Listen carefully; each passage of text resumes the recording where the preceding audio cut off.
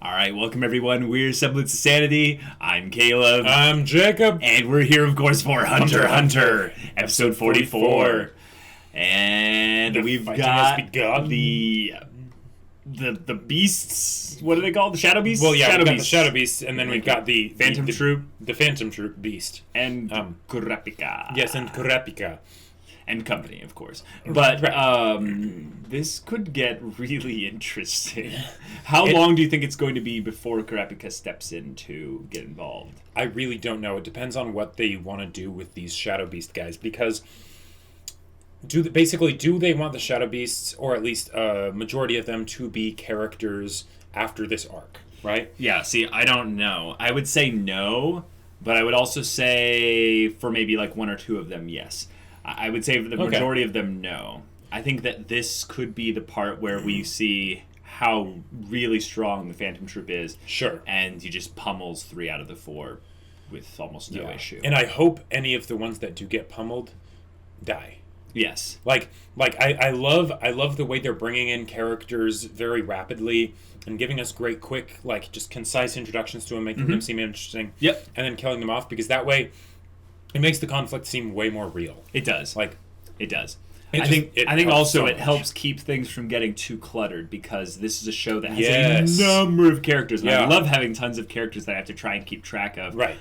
But there are limits. You need to keep things from getting too chaotic. And they've shown that they know how to do that. Even if the characters are still alive, they'll just remove them from the story because they're doing their own thing. Yep. And if there are a ton of characters in the same place at once, then that's probably a good time to signal start killing that some are going to die. Yeah. So, all right. So without further ado, let's get into this episode and see what happens. Oh, this music. This is like when they were learning Nen for the first time. Ooh. Oh, Execution. Holy crap. Uvogin. That's right. Or Uvogin. Yeah. One of those two.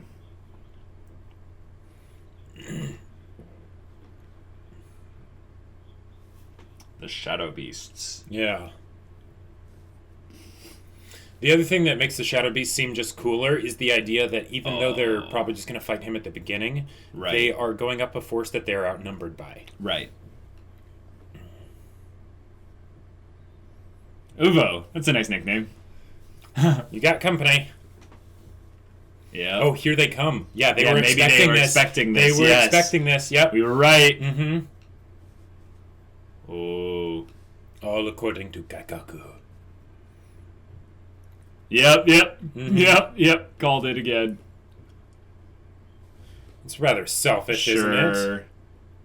Yada yada. He looks like a sports player. They're still playing cards up there. I love it. And they're not showing Worm. Nope, because he's underground. Yep.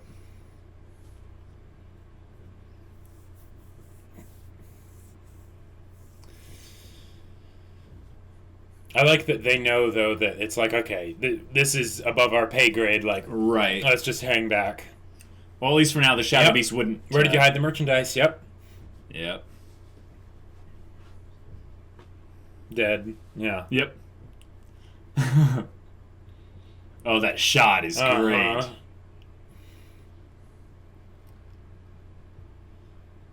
Oh.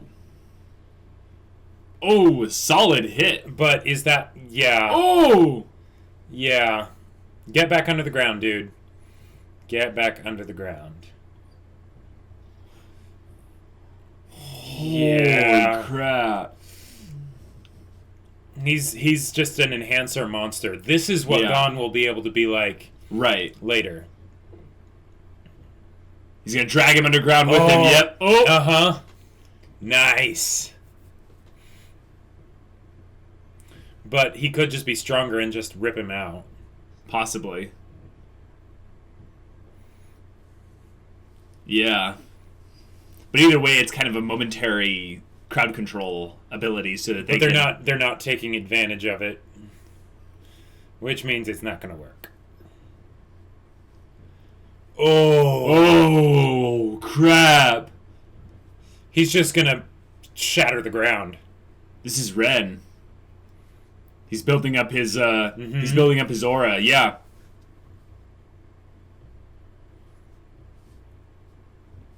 Who's trapped? Yeah. Yeah. Jeez. Okay. Dead. Dead. Yeah. Yep. Wow. Yep, he is Totes the Dragon. Yep. Okay. Nice. Nice. Wow.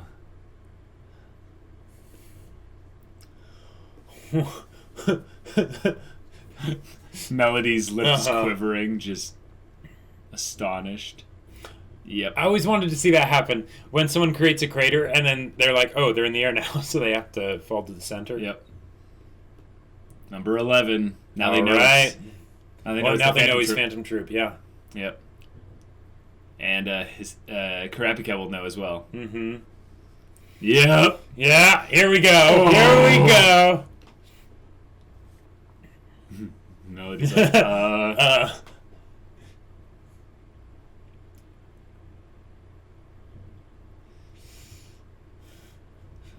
wouldn't have been surprised if the binoculars just shattered. Remember.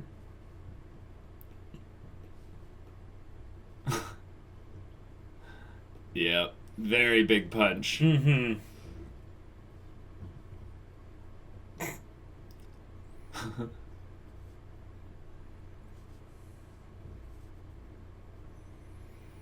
That's enhancers. Just Yep. simple and powerful. Yep.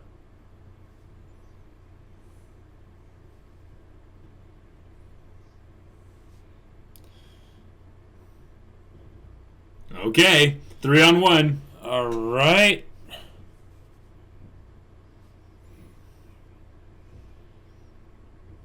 Oh.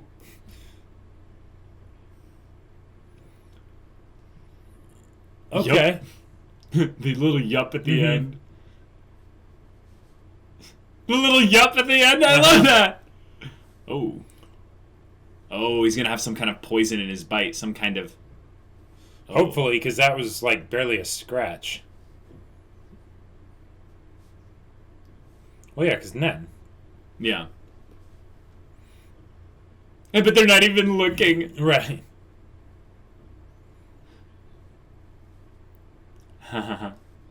They're playing BS bullshit, you know, there's like Yep.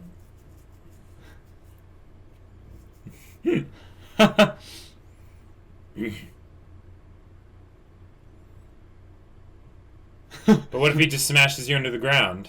Yeah.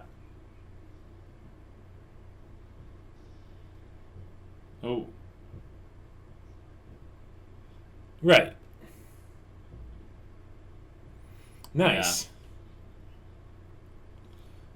But still, those are scratches.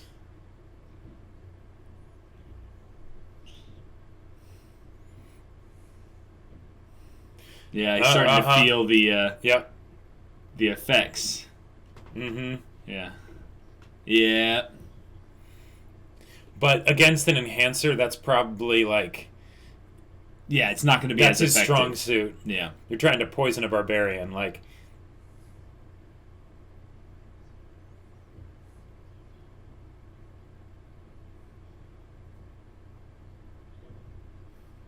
Yep. Oh, that's right. Yep. Oh. He's putting them inside his body. Yep. Yep. Oh.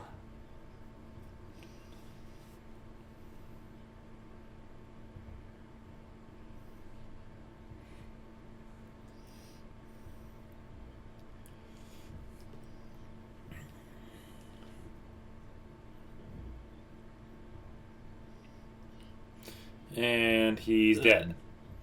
Yep. Oh! Oh my gosh! Ah! Oh! Oh my gosh! The Anakin, indeed. Yes! Wow. Enhancing. Yeah. That oh my shot. gosh, that's so intimidating. Now there's just the two of them.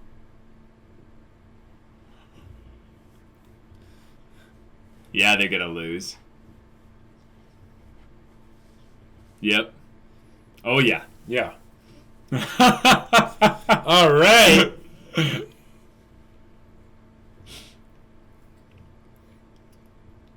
Now there's 6 more Shadow Beasts that aren't here. Yeah, they're either on their way or only some of them are on their way. This is what you have to beat, Kurapika. Yep.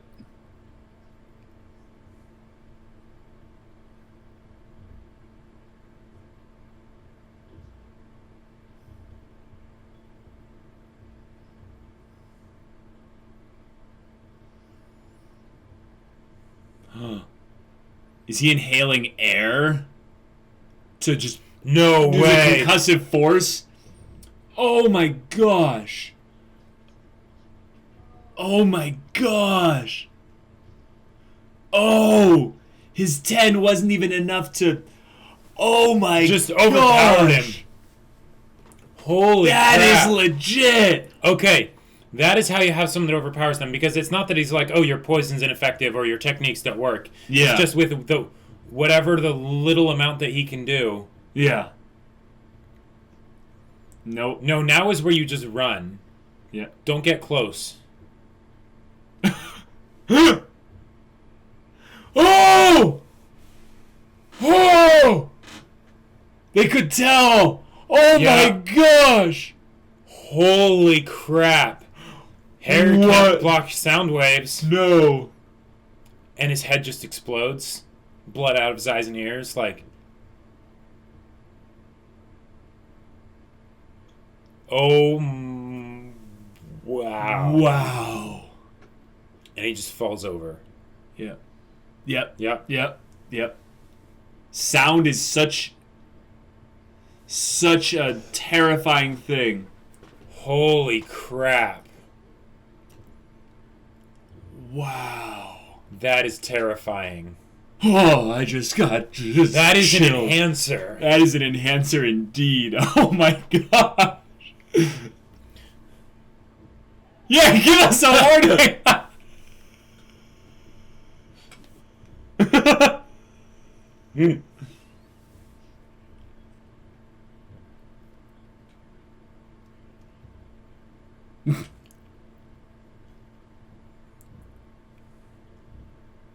Oh shit. Oh boy!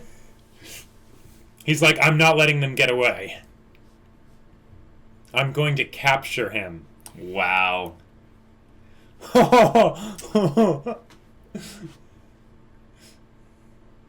Oh.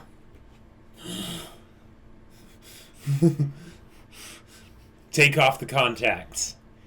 His aura's just out and bare for them all to see, and he's just like, okay, Kurapika, you do what. Or has he? Yeah, they did the shadow over the eyes thing. Yeah.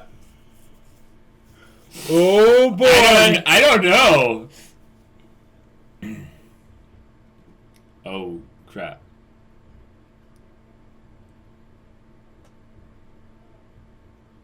His eyes are back to normal. Yeah.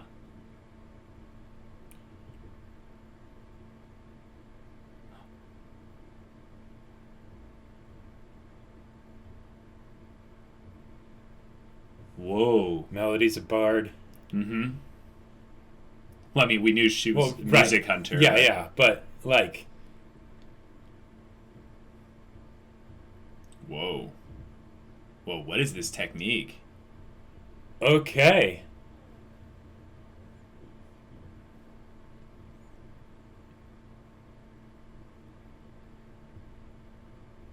It could be just calming him. Yeah. Maybe Melody is the ultimate pacifist in that she can keep Possibly. other people's killing intent at bay. with just music. To a degree, at least.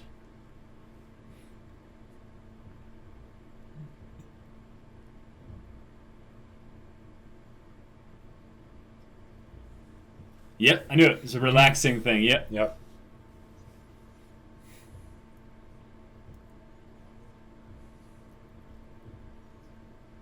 Whoa.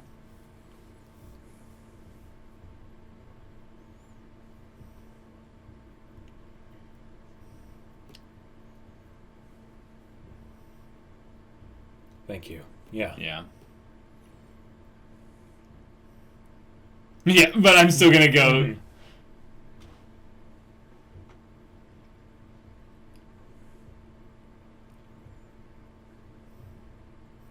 I've done enough studying. Mm-hmm. I now know what he can do. But that's relying on the others not interfering as well. Yeah. But holy crap, this is... Oh.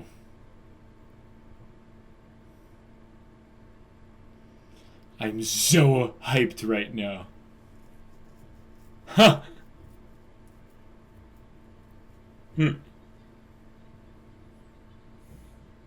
Oh. Nani? Oh.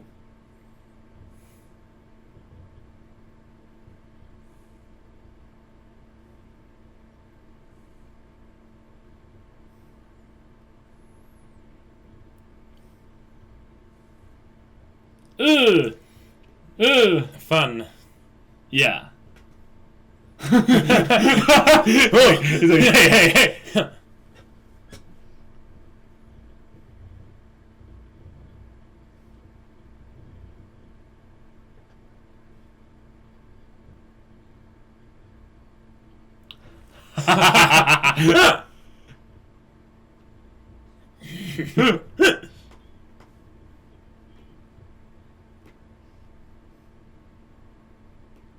Someone go to the city and get lots of beer. It's like a truck. This is great. Yeah.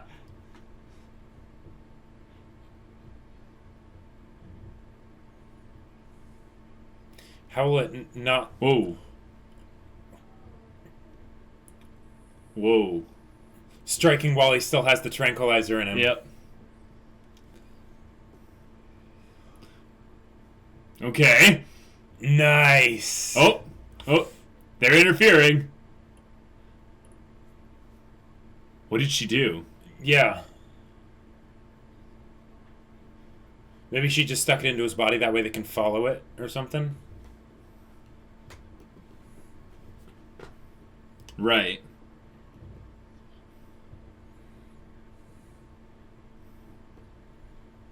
But what did the Stitches person do? Oh, nice. Okay. Awesome. Sweet. Very clever.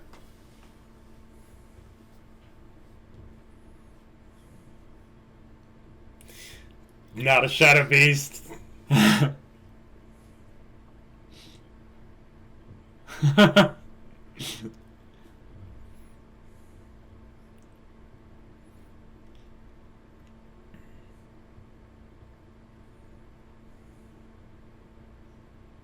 Oh, yeah, he's barely still alive. Oh. Oh, getting reinforcements. Uh-huh. Yep. Shoot, this is developing quite nicely. Yes. Yep. Telling him about the situation. Right. With Uvogin. Or Uvogin. Chains. So he's like, I've never, encountered anyone with the... No, I think he's just keeping track. Oh, okay.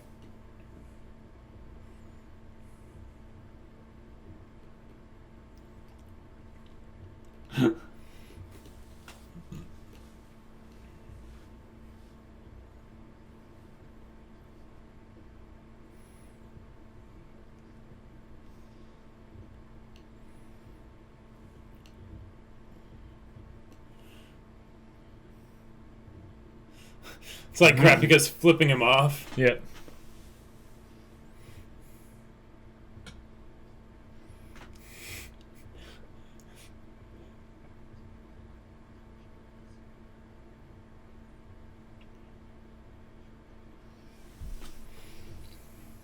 Okay.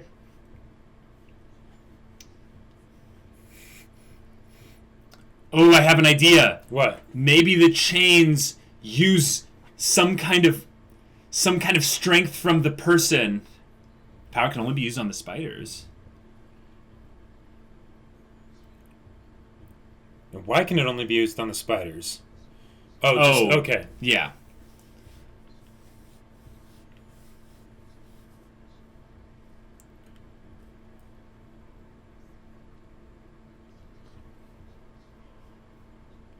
As a way to, like, make it stronger? Stronger? Yeah. No. Okay. Just that. Okay. Jeez.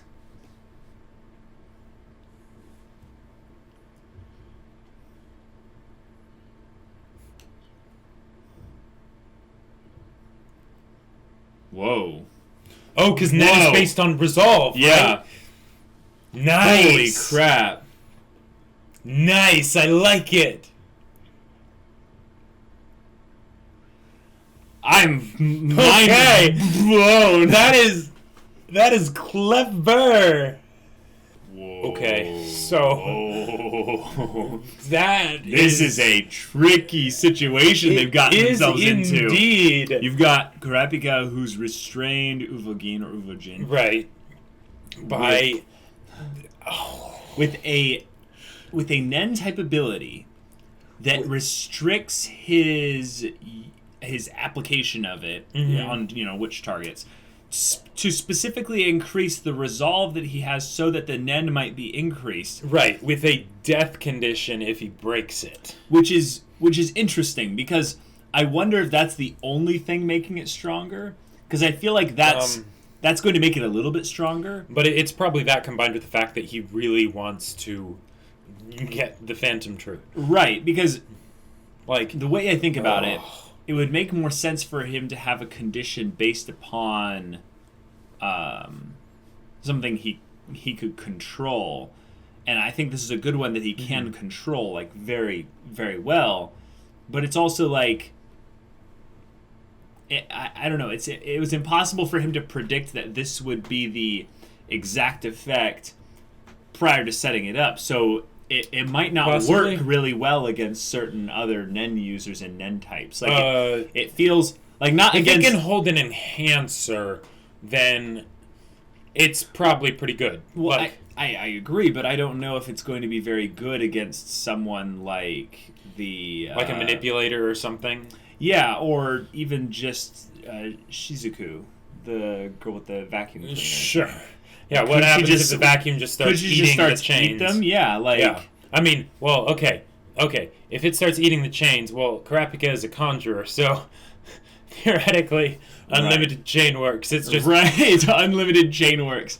Oh my gosh, that's what this is. This is unlimited chain works. Oh, yeah. It's the idea that they'll probably be able to break through them. Mm-hmm. And one of the things we predicted was not that the chains would be unbreakable or anything. Right, but that... It's just that there will be a constant stream of just something slowing down whoever Kurapika is against. Now, and in this case, anyone in the Phantom Troop has basically their number written on this on this ability. Now, here's the thing that I'm kind of wondering, because this seems like something that is a conjurer/manipulator technique. I don't think we fully differentiated. Yeah, we probably don't fully understand the what techniques. Yeah, we probably don't fully understand what being a conjurer means, because I'm guessing it's more than simply creating something with your Nen. Because the fact that Kurapika is able to... It's bringing it out as well. Like, right. So maybe it's that if you create something with Nen, then you have control of that thing through your Nen. But manipulators are more specifically on manipulating things that they did not create with their Nen. Right, and that's really good for someone who wants to be like a telekinetic. Because then they could just wave around people and just smash them into walls and things like that. Right. And that's really strong in its own way. but it's a more general type ability. But also because because I think manipulator is also more general. It also means you can have way more varied techniques within the manipulator status, because it's about what particularly are you doing with the thing that you're manipulating, and that's where things can get interesting. Conjurer, it's more about the properties of the conjured items. Yes, and it's not necessarily what can you do. It's what is the stats. What are the stats of this conjured item, basically? Yeah. So it's less about the application and more about the values attributed to the conjured Nen items. Sure. And I think that's good for Kurapika in particular, because the thing I've always maybe underestimated Kurapika with is that his stats all seem to be located between his ears. Like, he basically maxed out his intellect and wisdom scores, and he's not going to be a very good fighter. But I was wrong, because of the way Nen works. You max out any stats, and you're going to be good at Nen in some facet. Right. And Kurapika is definitely one of the more clever characters that we've been introduced to thus far. So, yeah. Oh boy. Yeah. Oh boy. I don't know what's going to happen once the paralyzer goes off, but there is the possibility that Kurapika basically just tortures Uvogin until the leeches kill him. That's possible. You could go full dark side and just keep them away from the Phantom Troop until the of course they catch up with them because of the tracking. Right, and also the I get the feeling the tranquilizer will last significantly less than 24 hours. Yes, he is a master enhancer, and I'm guessing that provides him with some resilience against poison. The way I see it, it's like trying to poison a Jedi. Like, I agree, but remember, there was someone on the cliff with the Phantom Troop that said if they had used a lethal poison, they would have instantly killed him. Yes, and that's okay. And I'm glad they brought that up, because they basically, even though this guy is a total beast, they're reinforcing the idea that he could have been hard countered. The idea that no one is just immune to someone's techniques because they're that awesome, right? Yes. He was still tranquilized by the poison. Yep. So it just took a while for the poison to tranquilize him. Right, exactly. And now that it's working, I don't think he took multiple doses. Oh, right. I don't think it's necessarily going to be weakened. The effect is going to be weakened. It's already overpowered his body. Yeah. So it might last the full 24 hours, too. Maybe. It doesn't have to. I think they could do it either way in the story. It'd be a more spectacular fight if it didn't. Sure. But this episode, holy crap. The stuff that they had, Uvogin or Uvogin, I'm just going to choose Uvogin for now. Yeah.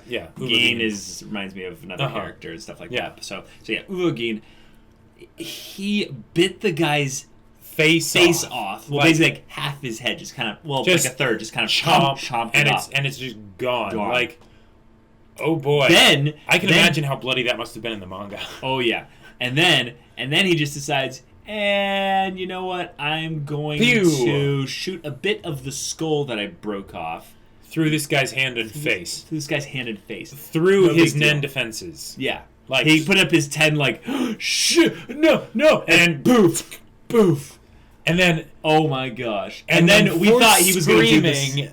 The hair guy. Like, so if you're a Star Wars fan, one of the expanded universe techniques that Sith have been known to use, or Dark Jedi in general, is an application of the Force where they basically reach out with the dark side and they shatter, like, with this. It's a Force scream, and it's really cool. And it was very cool to see him do this. Yeah, and his sounded more like a roar. Oh yeah, and I liked that they chose to have it be a roar instead of like some heavy metal, kind of scream. Well, yeah, because his design makes it seem like he's like a lion. Yeah, exactly. Like I mean, heck, even his hair, it's like he has a mane. Yeah.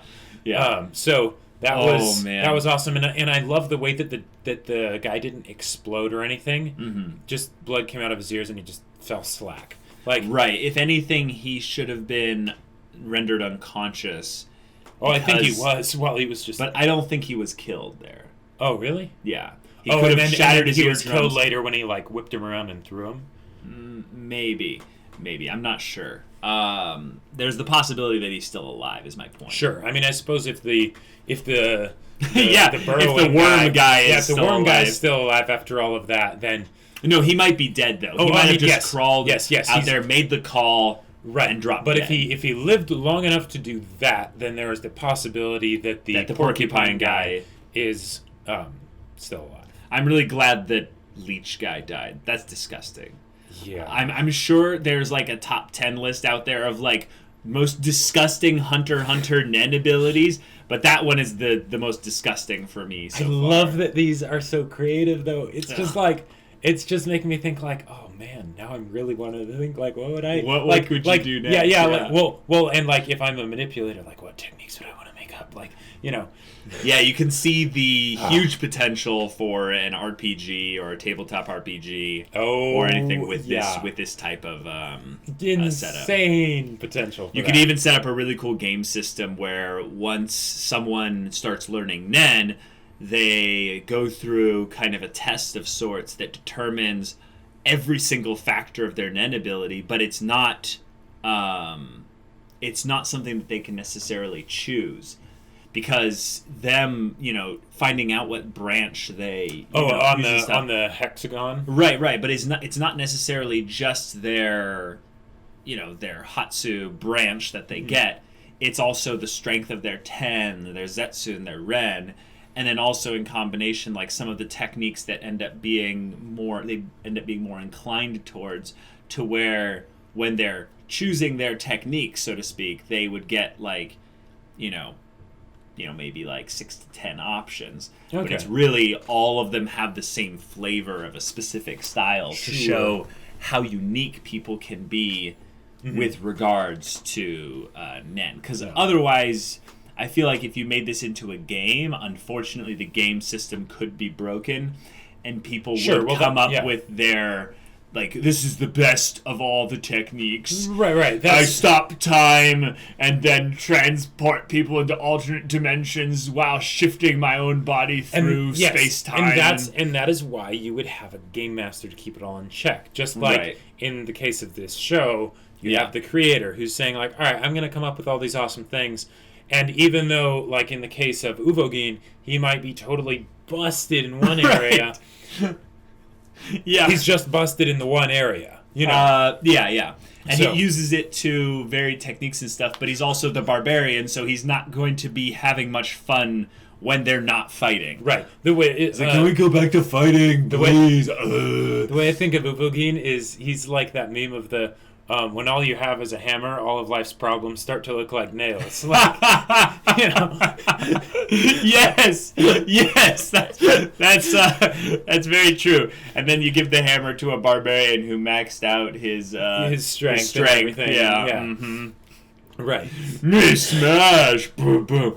But he was not a dumb brute. Right. And that is something that I think this set of fights, it has to be considered some of the greatest applications of a shonen fight I've ever seen. Yeah, like because they did all the things that you can do to hit the rule of cool tropes. You had him beat the nameless, faceless horde of enemies like it's nothing. Then you had the mysterious people come in that actually seem pretty awesome. Yeah. And they just get outclassed. Not that they completely don't work, because that would make them seem less But that's where it's different, is the idea that all their techniques work, actually. Exactly. And they just weren't enough. No, it's not that they weren't enough. It's that then he says, oh, okay, you're going to do this. I'm going to do my specific thing with my technique that absolutely hard counters you. Yeah. After I've ascertained, oh, you're going to drag me underground? Great. Well, I'm just going to punch the ground, pulverize your little area in, and now you're the one that's trapped and stuff like that. Also separating them from himself so he can get a little bit of time to get his bearings. Sure. And then when they go to actually fight him and stuff, he's not able to fully predict exactly what they're doing. So it's not like he just punches an energy wave at them and suddenly, oh, your technique is useless. Right. Anytime someone screams out, your technique is useless, I kind of cringe a little bit inside, because I go, Yeah. Okay, Yeah. fine. Like, yeah, it probably is, but Uh-huh. whatever. But then this happens, and no one's technique is useless. Right. It's the idea It that... just wasn't enough to win the fight. Right. Yeah. But, yeah, once he spit the skull into the other guy's head, my mind was blown with the other guys. I basically... The thing went through me as well, and I just... Well, and the other thing, I'm really glad that that with the hair thing, yeah, they really made it seem really cool. Like, he actually had, like, perfect control over it. He's able to, flex them and stuff so that he doesn't hurt his friends. Right.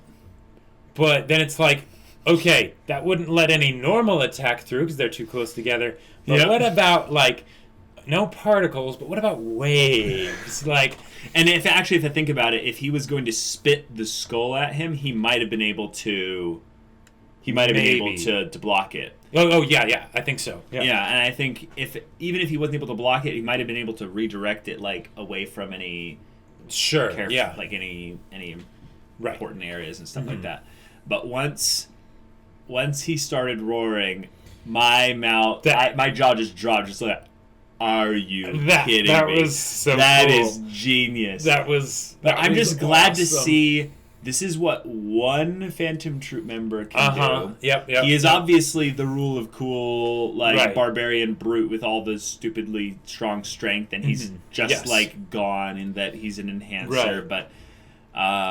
But yeah, it's like, so what are all the other ones going to do? They probably have some more like ridiculous creative stuff. They probably do. In a lot of ways, it's probably way more creative than what he can do because he's an enhancer. That's the simplest. Right. It might not look as cool when they're doing it. Right. But it's still going to be pretty legit. And now we'll get to see. What? Wait, what? With just what happens here, because Kurapika has him in their car. Like, the fact that they're just driving away with him, right, I think is just hilarious because it's so normal considering what's been going on. Considering what he just did. Right, exactly. It's like... But now they got him paralyzed, right, they've got him paralyzed and everything, but they still have to use a car to, like, get him away quickly. But the idea is, like, is he going to break out eventually? Are they actually going to fight, or is it just going to be an execution? Are the Phantom Troop members going to, like, show up in time, or are they going to show up and just find the dead body? Like... What's going to happen? Because again, the very good questions. The chain prison or whatever that Kurapika showed us, that was the first time we'd seen that ability. Kurapika has probably a whole slew of abilities that he has learned that we have not seen yet because that mansion fight was so short. Right. And because he knew to just, I'll just hide on top of the chandelier or whatever. I don't have to actually fight. I can just observe. Right. So... I am very excited. Okay, so I was waiting to see what else you were going to say, but you're basically just bringing up suppositions. So I want to talk about specifically why this is a huge step for Kurapika, because what he's doing here is he's taking the tactical approach here. Right. So he's actually potentially aware of the connection. And that the Phantom Troop are following. Right, and that the Phantom Troop are following. And he wants it that way. Kurapika could be using all these other people as a means for him to basically get information out of the Phantom Troop. So he brings this one into a place that's secure. And he knows, I have like 2 hours before the Phantom Troop gets here. I'm going to interrogate this one. And obviously I'm smarter than him because he's a dumb brute. Kurapika's going to find he's not a dumb brute. But he'll probably still be able to divine a lot of information out of him.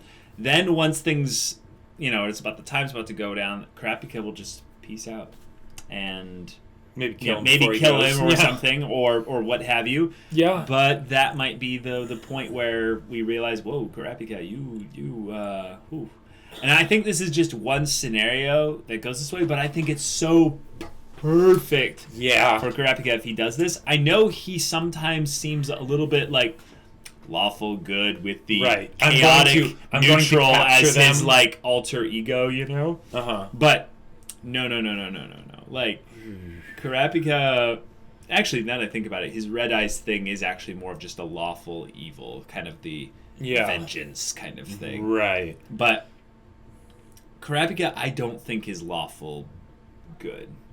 I don't. Really? I don't think so. I think he's more neutral good. Lawful neutral? Or lawful neutral, sure. Yeah. And given that he has no problem with killing Melody if they let his secret out. Right. Kurapika holds no loyalties to this group. That's true. And I think his goal, his resolve to be that strong, to kill himself if he ever used his technique on anyone or anything other than the Phantom Troop, tells us a lot more about his character than we've ever really known thus far. That's very true. Because I get the feeling that Kurapika's character can be oversimplified, like quite a lot. It's just, my clan has been destroyed and I will go on a vengeance spree. It's a pretty simple character, but I think from this standpoint, yeah, exactly. But I think this is that different point there, is that he's on a do or die kind of mission, right? And that means really he doesn't like, right, and that means he doesn't really care about the others around him in that sense, and that's why I think Gone was such a big influence on him, because he did actually care about Gone. Sure. He sees this kid and he goes, "Whoa, this kid! I need to protect this kid. This kid is good." That also throws a whole new light when Kurapika went and talked to Gon after Gon was sulking in the tree. Yep. That throws it in a whole new light. That was the other thing I was going to bring up, was basically, not only does this Nen thing bring up every other time we've seen him not use his Nen technique, when he had already known Nen, but also just some of the times where he had been in that state of being kind of the wise person, kind of offering sage advice here and there, kind of offering a more clear, balanced mindset to, kind of perspective to the whole thing. When it comes to his own affairs, it's a constant struggle for him to stay balanced. So it's kind of the duality of where he will totally preach the balance to someone like Gon, but with regards to himself, he might not necessarily really value his own life enough to where he's thinking about his own future that. And again, I love that they're actually going into that, because a lot of times that can be sort of romanticized in storytelling. And a lot of times it can not just be romanticized from the perspective of the audience, but also from the perspective of the characters. Where they think they're ready to do the thing. They think they're ready to embark on the path of blood. Right. But they're really not. And there will come a point when they realize that they're not.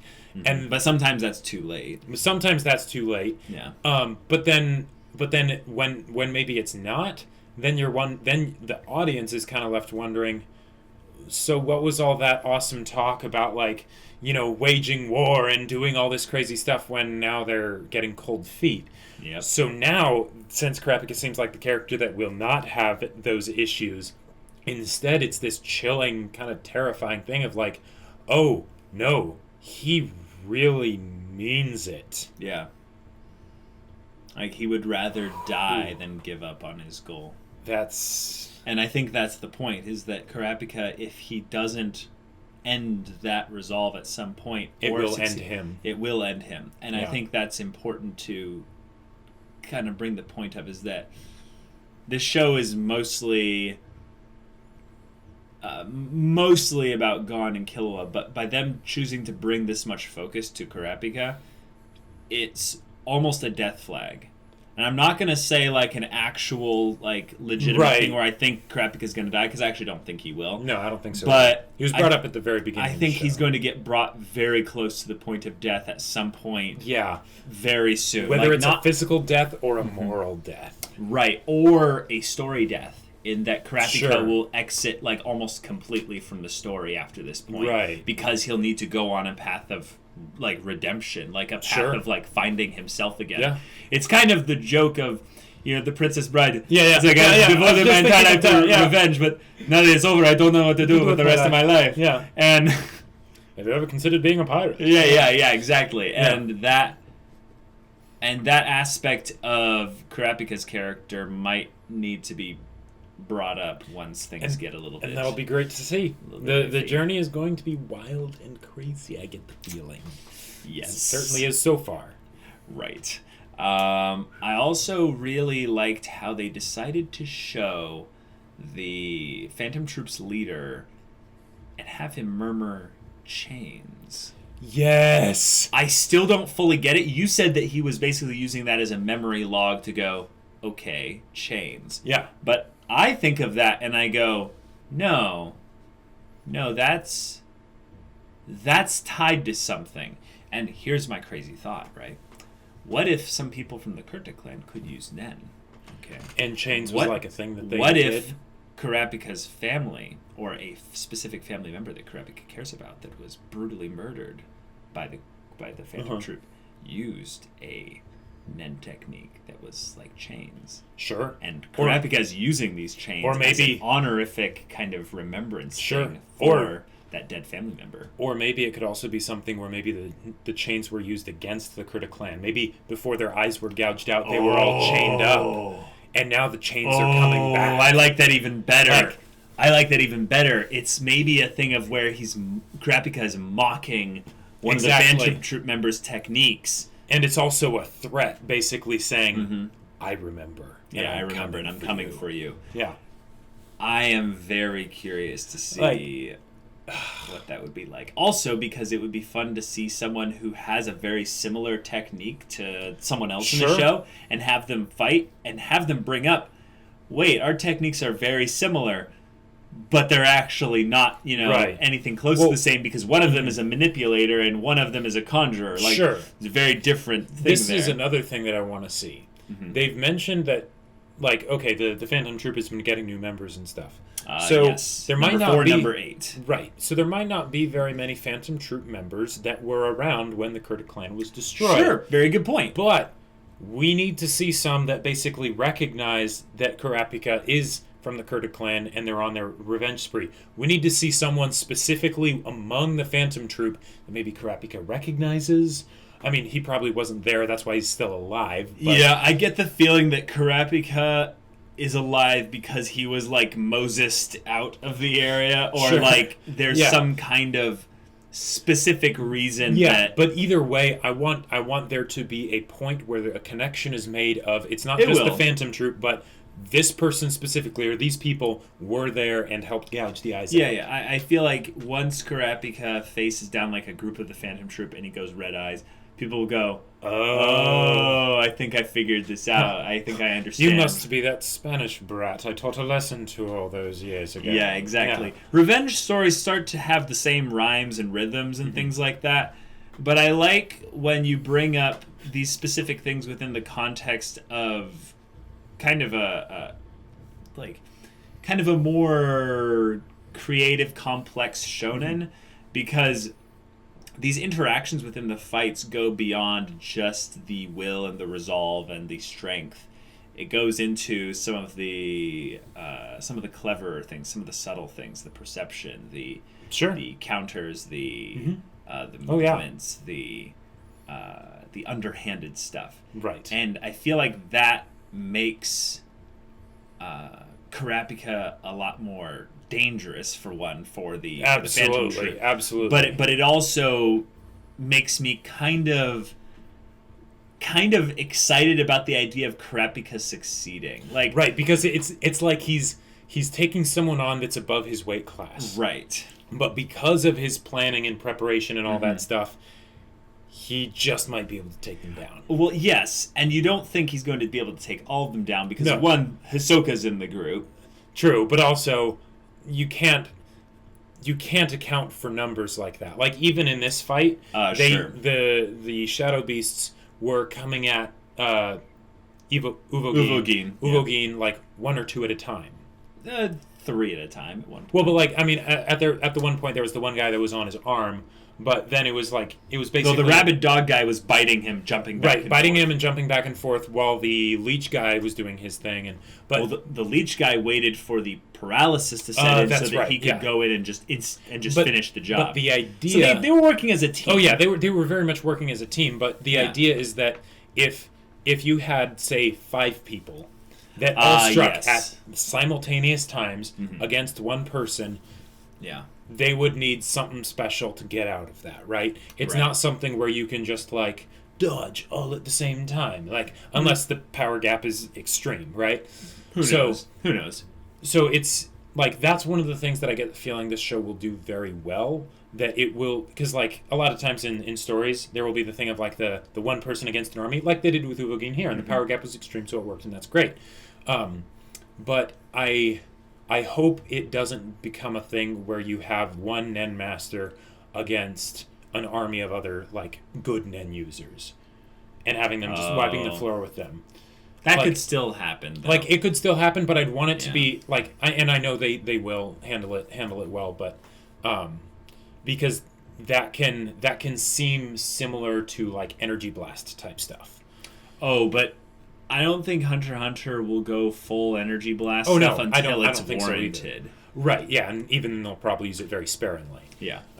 But yeah, this is a good discussion for yes. now. I think that we're going a bit on a cyclical nature probably. here. The gist of it is that the plot's moving along very quickly. Mm-hmm. There's a lot of things happening. The Yes. Phantom Troop are working as a team, and just that little part where they were like, hey, how are we going to save Uvogin?